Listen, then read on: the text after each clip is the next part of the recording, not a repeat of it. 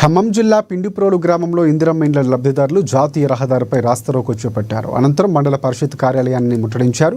అర్హులైన పేదలకు ఇందిరమ్మ ఇండ్లు ఇవ్వకుండా కాంగ్రెస్ పార్టీ నాయకులకు అనుకూలంగా ఉన్నవారికి ధనవంతులకు ఇందిరమ్మ ఇల్లు మంజూరు చేస్తున్నారని ఆరోపించారు. వెంటనే అర్హులకు మాత్రమే ఇందిరమ్మ ఇల్లు మంజూరు చేయాలని డిమాండ్ చేశారు. కాంగ్రెస్ పార్టీ నాయకులు అలాగే అధికారులు అనుకూలంగా ఉన్నవారికి అర్హత లేకపోయినా ఇందిరమ్మ ఇల్లు ఉన్నారని ఆవేదన వ్యక్తం చేశారు. ఇక వెంటనే ఇందిరమ్మ కమిటీని రద్దు చేసి అర్హులైన నిరుపేద కుటుంబాలకు ఇళ్ల మంజూరు చేయాలని ఎంపీడీఓ కార్యాలయం ముందు ధర్నా చేశారు.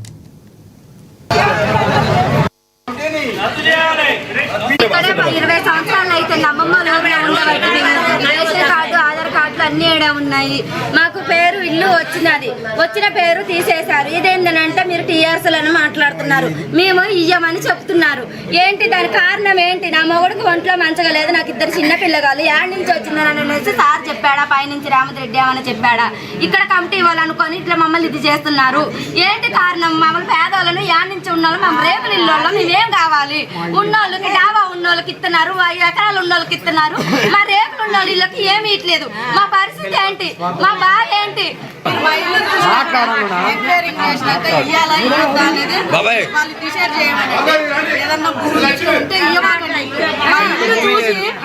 వీళ్ళకి అని అనుకున్న